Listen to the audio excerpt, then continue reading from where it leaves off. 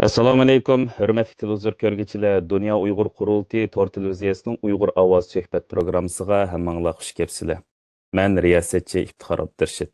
Hurmatli ko'rmanlar, bugungi suhbat programmamizning temasi bo'lsa, muhojiratdagi ona til o'qitishiningki buguni utuqlar va masalalar haqida bo'ldi. 21 fevral xalqaro ona til kuni munosabatidan o'tkazilgan bu suhbatimizningki aziz mehmonlar bo'lsa, Sydney Ümit Uyg'ur ona til maktabining qurg'uvchisi, atoqliq jurnalist va peshqadam muxbir Salima Kamal muallim va Qarmay Maybuloq jurnalininki sobiq mas'ul muharriri, pedagog va Dunyo Uyg'ur qurultiyi ma'ruf komitetining mudiri Abdurshid Niyoz afandilar.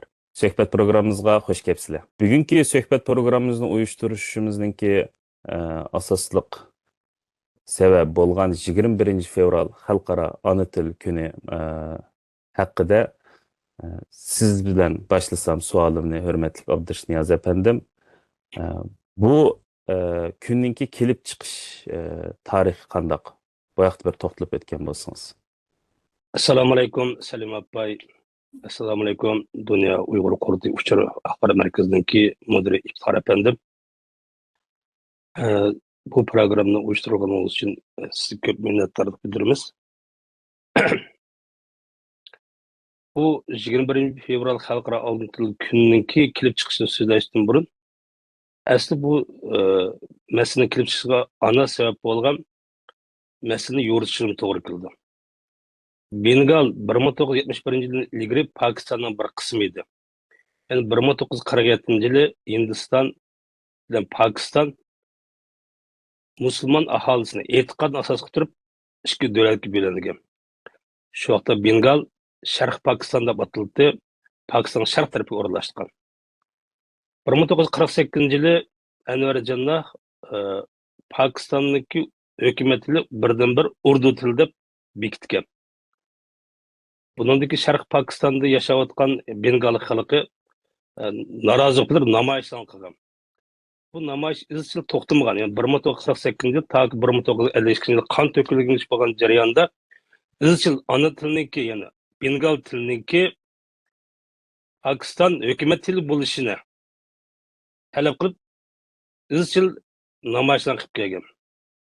Hatto 1913 yil Nobel adabiyot mukofotga erishgan Hindistonning mashhur yozuvchisi, shoiri Rabindranath Tagore Bengal tili degan bir she'rlar to'plami bo'lgan. Mana bir tilniki hukumat tili bo'lmasligi ham aholisi favqulodda ko'p bo'lgan Sharq Pokistonda hukumat tili bo'lmasligi Bengal xalqining qattiq noroziligini qo'zg'agan. 1952 yil 2-oyda Dhaka universitetidagi studentlarniki tashkillashi bilan keng ko'lamli norozilik namoyishi qo'zg'algan va shu kunda 21 fevral kunida saqchilar namoyishchilar qaratib o'q chiqargan. Bu o'q chiqarishda Dhaka universitetidagi aspiranti Abul Barakat, Manikonish institutininki studenti Rafiqdin Ahmad, ayni vaqtda 25 yosh bo'lganda butun Bengal tanilgan bir shoir edi bu. Shuningdek Dhaka Oliy sud mahkamasining moliya bo'limininki kotibi Shafir Rahman, shuningdek bir saqchi amaldori bor Abdujabbor bir balning dadisi. Onun başka Abdusalam, yani Piristan'da ammallık kılan bir işçi. Demek Bengal'daki studentlardan tatip tüyen katlamdaki ammallağıcı, memuri kadınlardan tatip nait keng kölemlik narazılık namayış kılgan. Abdusalam gerçi bir ammal bolsun mu, bu tıllığı boğan, anı tıllığı boğan, mesuliyet tuyulusu boğaşka bu namayışı şehit kılıngan, yani til şehit atıldı bula. 2000 yılda Muşu tuğulgan kentine, yani Abdüsalam tuğulgan kentine Salam Nagor deb nam bergen. Yani muş kişininki namı özgertilgan. Demek 1952 yılı 2-ayındaki 21 günde til tarixida tuncu bulab tilni qo'g'dash yuzasidan qon to'kilgan. Mana mush qandoq bedelninki bedelning to'yinlishi bilan 1956 yılı Bengal tili Pokistonda hukumat tili qilib bekitilgan. Ve shundoqla bunun bedeli bilan 1971 yılı Bengal davlati qurilgan. Demek bular o'zidagi davlatida o'zining ona tilini qo'g'digandan boshqa Kanadalık Rafiul İslam deydigan bir şahsın teşebbüsü bilen BDT'ninki fen medeniyet mağrib işxonasiga teklif qilinib, ayni vaqtida anan kofi yig'imi xat yozib, bu kuni xalqaro kun qilish talab qilgan. Shunda bu kishiningki iltimosi 1999 noyabr kuni BDT'ning fen ma'rib medeniyet ishxonasining tashkilotininki 30 qitimli yig'inda bu kuni xalqaro ana til kunini bekitish va 2000 yildan boshlab yo'l qo'yishni qaror qilgan. Rahmat. Sizga ko'pdan ko'p rahmat, hurmatli Abdurish Niyoz efendim. Haqiqatan ta'sirli bir voqelikninki kelib chiqishdan keyin qo'lga kelgan bir kun ekanligini ko'rmanlarimiz bilan birga tonib yetgan va bilib yetgan bo'ldik. Endi bizningki mustamlik ostidagi vatanimiz Sharq Turkistonda bugungi kunda 21-asrda Xitoy tajovuzlari tarafidan maqsadlik va planli holda assimilyatsiya siyosatiga va irqiy qirg'inchilik jinoyatlariga uchirmoqdamiz butun millat sifatida, xalq sifatida. Mana shunday kunda muhojiratdagi Uyg'ur ona til ma'rifi, Uyg'ur ona til o'qitishi bo'lsa, Uyg'ur ona tilini qo'g'dashdagi bir parovoz bo'lib hisoblandi. Şuna hürmetlik Selime Kamal muallim, siz Sydney Ümit Uyghur Ana Til Mektebining qurg'uvchisi bo'lish sifatingiz bilan bugun mana mektebingiz 2006 yili 6-oyning 4-kuni o'qish boshlabdiki. Ta bugungacha davomlashib ketibdi. Bu yil bo'lsa 20-yil ekan. Va chin qalbimdan tilaymanki, buningdan keyin yetishgan Uyg'ur avlodlari yetishib chiqadigan bir maktab bo'lg'isi. Sizdan so'rayganim bo'lsa, Sidneydagi ona til maktabininki qurilgandan ta hozirgacha bo'lgan ariqchi qo'lga keltirgan utuqlari nima? 2006 yılı 6. ayının içinde, 5'inde biz ata-onalar komiteti kurup tizimga aldırdık. O çağda 3 kişi berip, birinci, ikinci, üçüncü mektebin tizimini banka hesabı numarı içtiğerlerini 3 pidakar Mehmet Obul, Erlan, Mecit Akınaz 3 ula pullarını tölep kıtaydı. Sonra mektebini açkan bulduk. Mektepke Mezo Şöyen'inki Uygur Tili Fakültesini bitiren Tursun degen bir hanım babiyedi.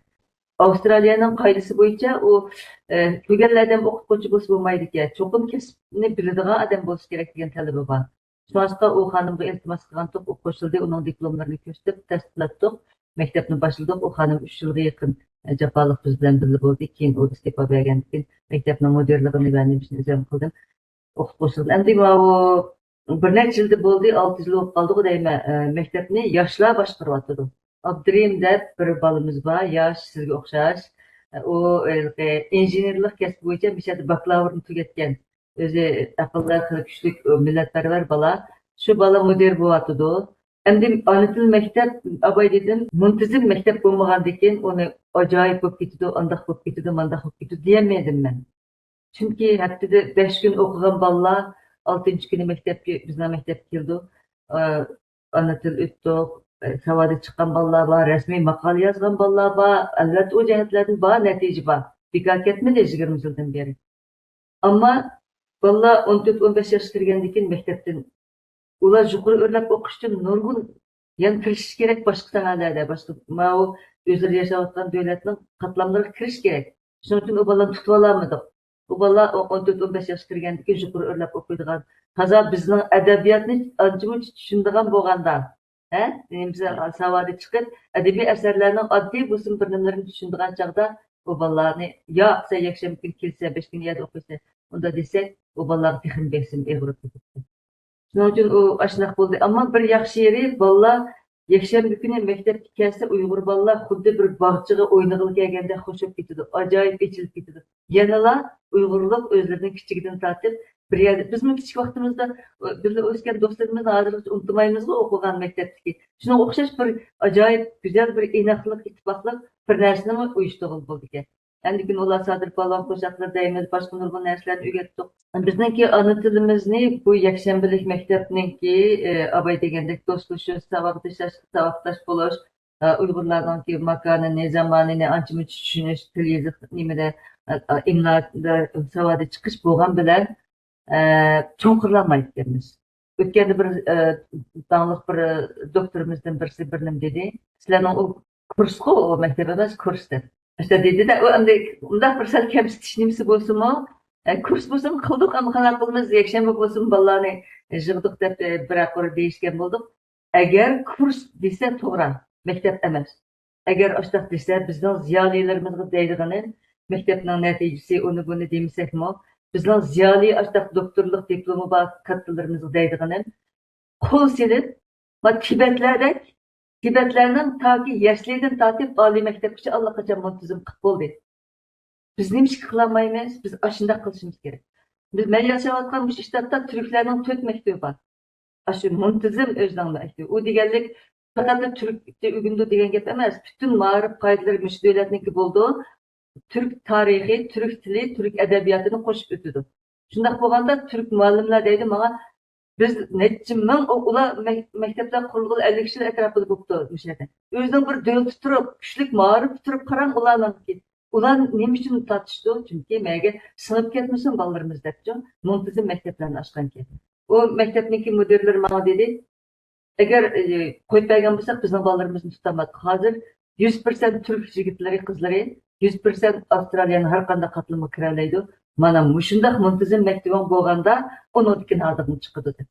Mening ziyolilarimizga deydiganim o'tinishim, o'tgan 2024da Turkiyada bo'lgan yig'inda Abdurashid men shu yerdim dedim. Tibetlar qiloladi, turklar qilolabdi. Biz qachon qilamiz? Chunki meniki ma'riflarimiz qo'llaydi. Hukumat qo'llaydi buni. Biz yig'inda bir qitim dedi bir ma'rifniki. Sizlarning ana tilinglarni, madaniyatinglarni, uyg'urliginglarni qo'g'dashga biz yordam qilishga tayyor. O'zinglar tayyormi deb. Mening deyotganim qo'limizda nurg'un yaxshi diplomlar bor ziyolilarimizga men bu maktablarni maqtashdan burun davolay vaqt qisqa. Sizlar o'rninglardan turib, mushu Tibetlar qilganini boshlab bersanglar. Muntazam maktablarni qursak. Men Tanuri maktabini ko'rdim va boshqa maktablarni ko'rdim. Bolalar xeyli jiqqa bolalar. Endi buni agar iqtisodiy jihatdan yetishmaysa, mag'rib davlatlarda hukumat yordam qildi, maoshlarni yana birini hamma hukumat berdi. Faqat ashnaqa loyiq ziyolilar kelsalar bo'ldi. Ziyolilar kelmasa, o'sha odam bizdeklar berib men o'qituvchiman deb unamay, chunki u muntazam maktab bu. Shuning uchun qo'lida diplomi bor, oliy ma'lumotli odamlar bizga o'zinglarningki anketinglarni to'shqizganda sening millating nima degan yer nurg'oyada yo'q bu yerda. Lekin navoda so'rab qolsa, dunyo millatidan men deyamaysilar u Uyg'ur deydigansizlar. Buning uchun Uyg'ur ana tilini qo'g'dash, Uyg'ur ma'rifini qo'g'dash. Bir mashhur yevropalik kishining bir so'zi bor ekan. Ma'rif har bir millatga nisbatan armiyadan muhimdir. Armiyadan muhimdir. Tibetliklarning armiyasi yo'q, ammo armiya tarbiyalayotdi ular. Ma'rif orqali odam haqiqiy Tibetlikni tarbiyalaydi. Muşunaq gap endi mening bu iltimosim, hurmatli ziyolilarimiz, dangliq doktor mushu olimlarimiz, mushunaqa yordam qilsanglar. Ana tilisi analarning tili emas bu. Sizlar shu diplominglar bilan hukumatlarning qaysi davlatning g'arbida qayerga kirsanglar, sizlarning gapinglarni anglaydi. To'xtama, bundaq bilimli odamga maniki qilalaydi ma ishni deb bundaq qarashi mumkin, tasdiqlashi mumkin. Birisi bu o'tinishim. İkincisi ben Kazakistandaki qarindoshlarga ko'p rahmatimni aytib olay. Bu yerda ana tilni qo'g'dashmak, ana til maktablari ma'rifi bor. Nurg'un jafolarni tortyapti, bilyapman, men anglayapman. Ba'zi otamlar akamaydi, o'ris maktabga ketadi, ketadi, o'quvchilarni otamlar akib. Lekin ko'pincha Uyg'urlar yanada ana til maktablariga bolalarni akib. Oldi bilan chet eldagi Uyg'urlarga vakolatan Qozog'istondagi qarindoshlarga ming rahmat. Uyg'urni saqlab qolishda sizlar eng kuchlik bir bizning nimamiz bo'lgan. Ammo g'arbdami, g'arb dunyosida yashayotgan bolalarimiz, odamlarimiz bek ko'p. Mushuni qilishni Abdurashid apandi sizga aytay. Mushuni kuchsak. Har bir davlatlarga 10 davlatga iltimos qilsak 5 ta qilsimi 5imiz osmonga yetadi bizniki. Mumkin uni cho'qim qilib bo'ldi. Undan keyin oldi bilan Qozog'istonliklarga rahmat aytib bu gapimni da aytib oldim. Ular bek jafo tortadi. Ammo ular yanada g'arbliklarga qaraganda kuchlik ana til jihatda. Ammo g'arbliklar biz bunda tashlasak, sinib ketamiz, kirib ketamiz. Beyli birisi deydi, bir ziyoli, Gonjiyada o'qib kelgan katta bir ziyoli odam deydi, menga Oğlum bana dada ben bundaki Uygur bulmayman dedi dep şırlap gitti. Neymişke? Biz ularga ta'sirimizni o'tkazolmayapmiz. Biz ularni yetaklayolmayapmiz. Bizning qilganlarimizning hammasi noyatimi birinchi, ikkinchi palampayda injiqlayapmiz. Shundaqmi emasmi? Tibetlarning ma'rifni o'nglashtirgani, turklarning ma'rifni tikligini bizga qachon kechikib ketdi. Biz qachon qilamiz? Hurmatli olimlarimiz, sizlarga eng oxirgi yana bir qitim murojaatdan men yishim cho'ng bo'lib qoldi. O'zimni qo'yib tashlab yo'g'irib yig'layman hozir, ammo sizlarga yolvuray, egilib salom qilay, mush ishga boshqa to'sanglar. Diplomlaringlar muborak bo'lsin, ammo Uyg'urga egilsin diplomlaringlar. Bu yerda men o'zimizning ma'rif uchun jinini seppagan Abduqodir Jaloliddin, turmada chirib ketayotgan Sattar Savud, chirib ketayotgan Abdulla Tahir, chirib ketayotgan Rahila Davud, hammasi ona tili uchun o'tirib chiqqan odamlar. Ona til maktablarining oliy o'qituvchilari. Ular biz yüz kelganlaydigan ishni maktablardagi oliy diplomli kishilarimiz oshlarni bir o'ylab qo'ysinmi, mush ishga taqarat qadam olsak. Ko'p rahmat. Sizga ko'pdan ko'p rahmat, Salima Kamal muallim. Nayt tafsili to'xtalib o'tdingiz, murojaatingizmi haqiqatan o'rinliq va joyida bo'ldi. Ziyolilarimiz va mushu ma'rif ishlarida shug'ullanayotgan pedagog va akademiklarimiz hammasi mushu butun muhojiratda har qaysi o'rinlarda birlikka kelgan maktablarning qurilishiga tilakdoshman. Xo'sh, hurmatli Abdurish Niyoz apandim, muhojiratdagi ona til o'qitishninki xarakteri nima? Xo'sh, İftixor efendim. Muhojiratdagi ona til o'qitishning xarakteri milliy kimligini saqlashni maqsad qilish kerak. Yani şunun bilan xarakterlanish kerak. Bo'lmasa o'zininki ahamiyatini yo'qotgan bo'ldi. Chunki har qanday bir til shu millatniki madaniyatining ayniki. Shunday urf odatniki, an'anasiniki, yaşamlarındaki tarihi desek buldu. Eğer bir millet özünün tilini bilmese, o özündeki kimliğini dava kılanmaydı. Onda aytqanda biz ana tilini qo'g'daymiz deyapmiz. Amaliyotda ana tilini biz qo'g'dayapmiz yoki ana til bizni qo'g'dayapti. Intan bir murakkab bir masalaga aylanadi desek bo'ldi. Chunki men o'zim Uyg'ur deb turib, Uyg'ur tilini bilmasam, madaniyatini bilmasam, nimaga vakillik qilaman? Endi başka milletler, bular şu Türkiye'de bu ahval intayin köp görüldü. Afganistan Özbekleri, Özbekistan Özbekleri, bu Türkiye'ye gelip ben Uygur dep yüzüne Uygur köstep, Uygur sözlep, Uygurluk kimlikini eli vargandan keyin Uygur'da 5-6 Özbek xeli var. Demek Uygur tilini kullanıp, men Uygur dep Uygur kimlik alıvatkan bir Özbek boğan bolsa, eğer men Uygur dep turib Uygur tilini bilmese, madaniyatini bilmese, onuga kim Uygurda hüküm kılalaydı? Demek biz Uygur tilini qo'g'damayapmiz, amaliyotda til bizning kimligimizni oraya chiqarib beradi. Yani biz ana tilini qo'llangan vaqtimizda bizniki Uygurligimiz, kimligimiz isbotlandi. Dunyoda e'tiqodni yo'qotib, vatanni yuttirib, tilni yo'qotib, halok bo'lgan millatlar, tarixda yo'qolgan millat intayin nurg'un. Ammo ana tilni qo'g'dab, o'zining vatanini, davlatini qurib chiqqan millatlardan hozir biz 3 ni sanay olamiz. Birisi Yahudi millati, ikkinchisi Xitoy millati, uchinchisi ana Bengal millati. Asli 1971-yildan ilgari Bengalda bir davlat yo'qdi.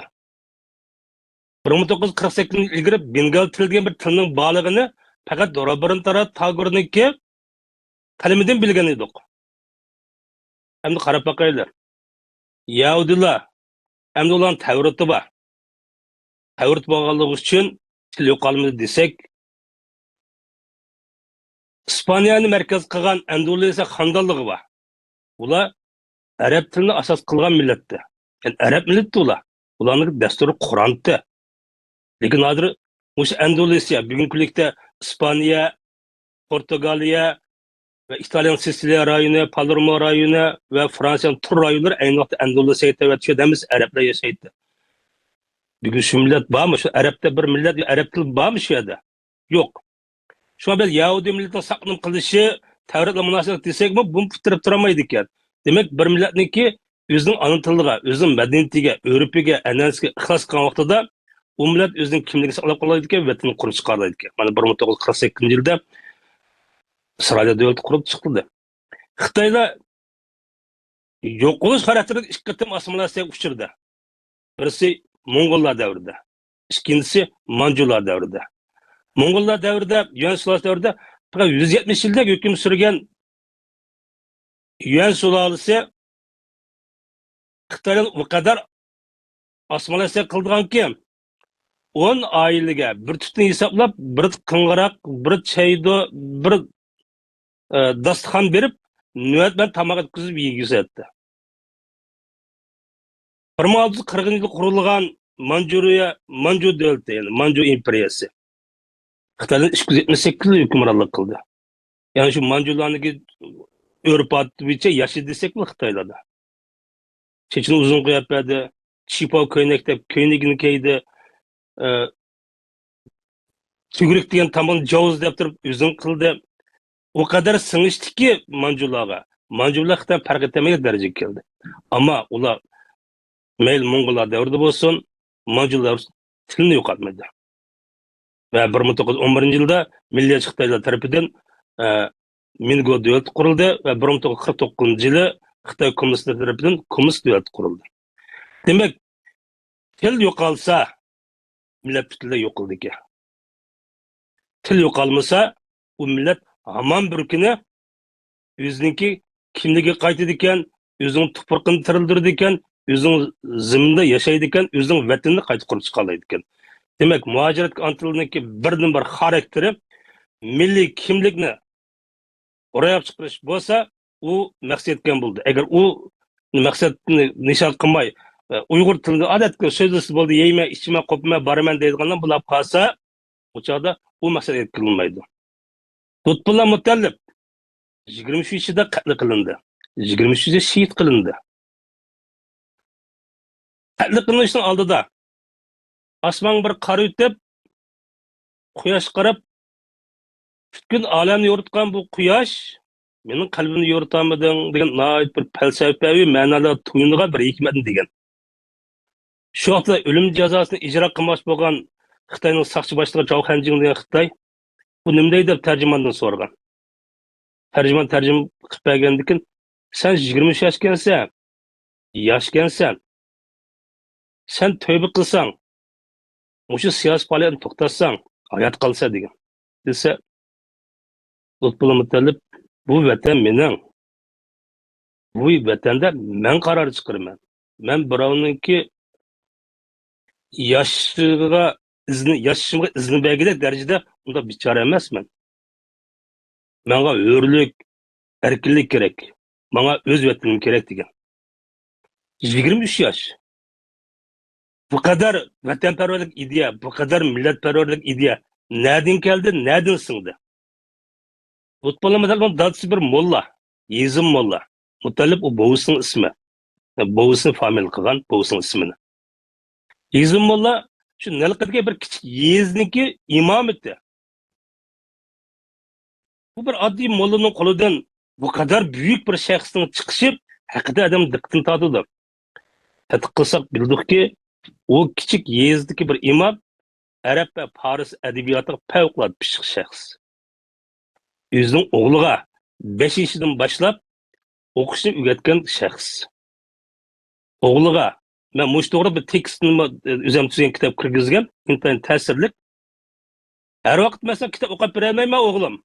Ammo sen o'zing o'qishing uchun yezishni, o'qishni bilishing keraksa, men o'zim yozsam, o'zim o'qisam, sen deb bergan mush kitoblarni uyda kitob intayin jiq bu kishiniki shu kitob o'qiy olamdim degan, o'qiy olaysa degan Lutfullo Mutallib shu kundan boshlab o'zi va qog'ozdan tiplab savodni chiqarish boshlagan. Demak, biz davatgan bu milliy ruh, milliy xarakter eng oldidan oiladan boshlandi, ota-onaning pozitsiyasidan boshlandi va undan keyin maktablarga yuzlandi. Xalqarodagi muhojiratdagi antil ma'rifimiz Aldıdan aile asas kılış gerek ve onundaki kurslar olsun ve kurslar taraqqıgan mektepler olsun. Rahmet. Sizgimi ko'pdan ko'p rahmat. Haqiqatan ta'sirlik bir suhbat bo'ldi.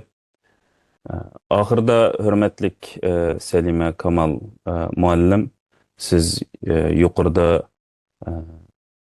Sidneydagi Umid Uyg'ur ana tili maktabining qurilganidan tortib hozirgi utuqlarni to'xtalish bilan birga ana til o'qitishning hozirgi ahvoli, qanday utuqlar qo'lga keltiryapmiz va qanday masalalarga yo'l qo'yganligimizni birlikda nihoyatda tafsiliy yo'ritib berdingiz.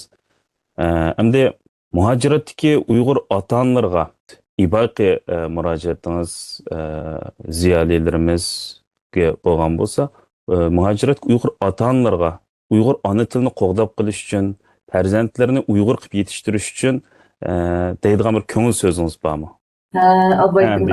Ama yaxşı dedi, aile birinci mektepte. Hakikaten aile birinci mektep. Yana desem yana ko'nglim eski bo'lgan gap keldi.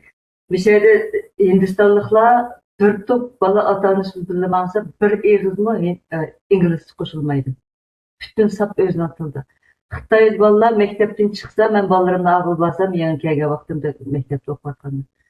İşkin çıkıp atanış bilen Xitayca gap kılışıdı.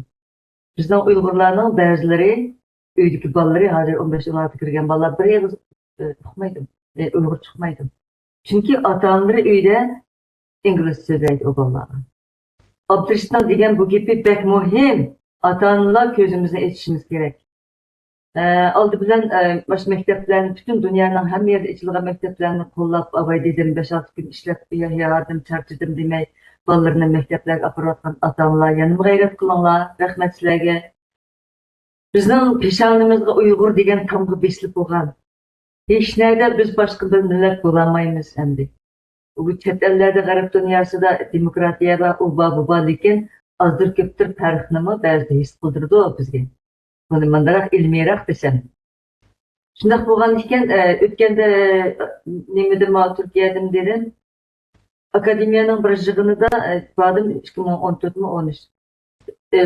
Kofe time bo'lgan vaqtda chiqib zalda kofe ichib qarag'anda bir 23 tadlarga bir Uyg'ur bola yugurib kelib bo'ynim eslab yugurib yig'lab ketdi. Şu vaxtda akademiyadaki balla bunu gördü.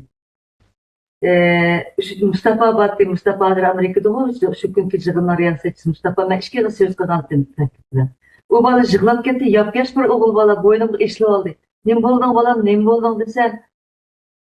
Siz anıtıl mektep içipsiz, ben üzem naat, ağır günde hazır. Nem boğan desem, meni atanam men Xitayca okutga Ürümçide. Öydüm Xitayca gap qılattık hemmimiz. Ben Uygurca'nı üzem ançı-mınçı bir kulağını kılıp herhalde sözleydiğim buldum. Ben çetelge çıkıp IT okudum. IT okup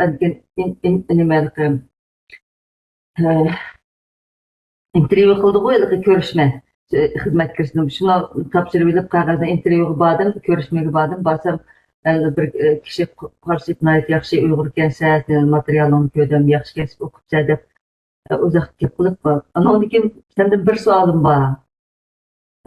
Sen Abdülhalik Uygur'unu bilir misin dedi. Bu ben nereden bileme? Abdülhalik Uygur degen sizin ağzından hizmet ettim dedi. Elik adam oturup kaldı, oturup dedim. Sen aval üzerine ürünükke boşta çıkarttın dep zıglap ketdi hükrep. Undaq gün kemenda bunodaki texim kilidi beşinizde.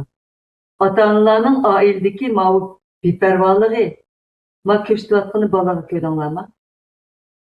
Muşundaq ishlar bo'laversa abadidan birisining bolasi men Uyg'ur bo'lmayman debdi deb Uyg'ur bo'lmayman deyaverdi-ku. Bu bolalarni qanday qilib ayblayolamiz? Abalni qara. Yig'lab bo'ynimga eslab oldi, yo'q-yo'q o'g'il bola. Chunki jondan o'tib ketibdi abalning ota-onasining Uyg'urcha o'rgatmagini, o'zining ayadi oning oldida rasvo bo'lgani. Müştaq ishlar bo'ldi. Shuning uchun ota-onalar deydiganim yanada yaxshi tirishayotgan ota-onalar bor, uyda o'qitayotgan ota-onalar bor, rost bor, ular jiq, lekin boshqalarmi hammamiz hech bo'lmasa shuni qilaylik. Gapni yo'g'ini qilib, yo'g'on gapni qilganimiz bilan o'zimiz bilan qo'yversak, oilada. Undan keyin yana bir deydiganim, shu pul topgan chet eldagi kishilar mumkin bo'lsa pulni ko'proq shu ana til maktablarini bolalarga ashdan Uyg'ur tilida o'qiyotgan bolalarni rag'batlantirishga, bo'lsa o'qituvchilarni mukofotlashga ishlatinglar. Agar undaq bo'lmasa, uning bedel to'lash kerak. U boy bo'lish, yana birlan bo'lish, hammasi o'lsa qoladigan dunyo bu. Hozir bizning birinchi chet ellik ishimiz mustaqillik davoyimiz bo'lsa, uning bilan yondashib, qilishmaydiganimiz ana tilimizni, madaniyatimizni Abay Abdurashid nayt tafsil tushundirdi. Qo'g'dimsak biz yo'qotib ketamiz. Ansibbaylarimizga bir iltimos, maktablarni, ana til maktablarini qo'llash va muntazam ana til maktablarini qurish uchun agar hukumat 1 million chiqarsa, hech bo'lmasa 100 mingni, 200 mingni men chiqarmay deydigan o'g'il bola bo'lsanglar, tapsariq bo'lsanglar, hammaga rahmat. Sizlarga ko'pdan ko'p rahmat. Hurmatli ustozlar, haqiqatan go'zal suhbat bo'ldi. Hammaga ko'pdan ko'p rahmat. Hurmatli ko'ruvchilar, keyin qitimliq sonimizgacha ko'rishguncha omon bo'linglar. Bugungi suhbat programmamiz mishaygich bo'lsin. Hammaga o'tliq salom. Men riyosatchi Iftixor Abdurashid. Allohga emanet.